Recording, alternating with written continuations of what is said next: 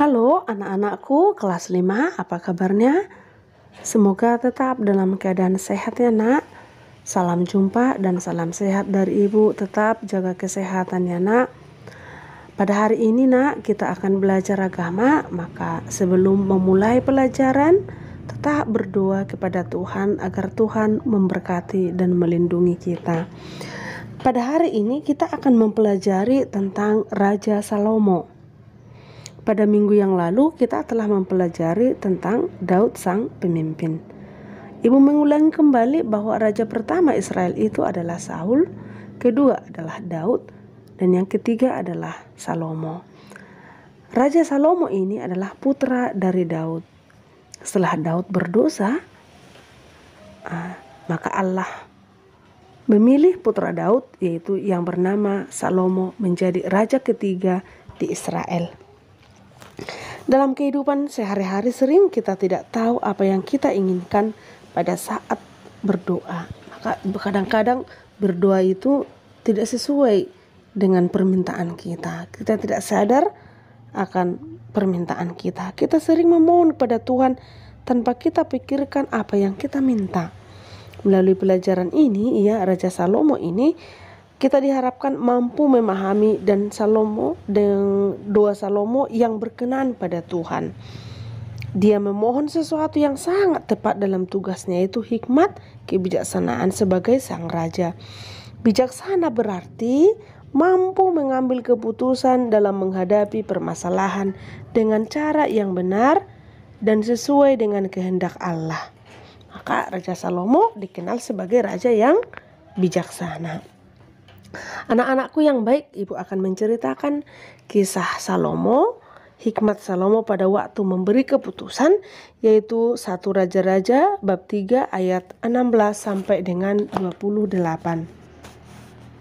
Pada waktu itu masuklah 2 orang perempuan sundal menghadap raja, lalu mereka berdiri di depannya. Kata perempuan yang satu, "Ya tuanku, aku dan perempuan ini diam dalam satu rumah, dan aku melahirkan pada waktu dia ada di rumah itu.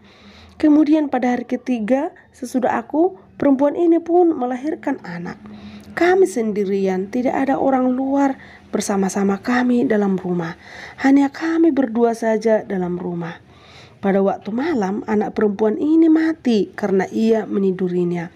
Pada waktu tengah malam ia bangun, lalu mengambil anakku dari sampingku, sementara hambamu ini tidur, dibaringkannya anakku itu di pangkuannya, sedangkan anaknya yang mati dibaringkannya di pangkuanku. Ketika aku bangun pada waktu pagi untuk menyusui anakku, tampaklah anak itu sudah mati, tetapi aku mengamati dia pada waktu pagi itu, tampaklah bukan dia anak yang kulahirkan." Kata perempuan yang lain itu, "Bukan, anakkulah yang hidup dan anakmulah yang mati." Tetapi perempuan yang pertama berkata pula, "Bukan, anakmulah yang mati dan anakkulah yang hidup." Begitulah mereka bertengkar di depan raja. Lalu berkatalah raja yang seorang berkata, "Anakkulah yang hidup dan anakmulah yang mati." Yang lain berkata, "Bukan, anakmulah yang mati dan anakkulah yang hidup." Sesudah itu raja berkata, "Ambilkan aku pedang." Lalu dibawalah pedang ke depan raja. Kata raja, "Penggallah anak yang hidup itu menjadi 2 dan berikan setengah kepada yang satu dan yang setengah lagi kepada yang lain." Maka kata perempuan yang mempunyai anak yang hidup itu kepada raja, sebab timbul belas kasihnya terhadap anaknya. Katanya, "Ya tuanku, berikanlah kepadanya bayi yang hidup itu, jangan sekali-sekali membunuh dia." Tetapi yang lain itu berkata, "Supaya jangan untukku ataupun untukmu, penggallah." Tetapi raja menjawab katanya, "Berikanlah kepada bayi yang hidup itu, jangan sekali-sekali membunuh dia, dia itulah ibunya." Ketika seluruh orang Israel mendengar keputusan hukum yang diberikan raja, maka takutlah mereka kepada raja, sebab mereka melihat bahwa hikmat dari Allah ada dalam hatinya untuk melakukan keadilan. Demikianlah ceritanya nak, ya. Salomo dikenal raja yang bijaksana. Dia tahu apa yang dia butuhkan sebagai raja. Dia tidak meminta kemewahan atau umur yang panjang, tetapi dia meminta hikmat dan kebijaksanaan.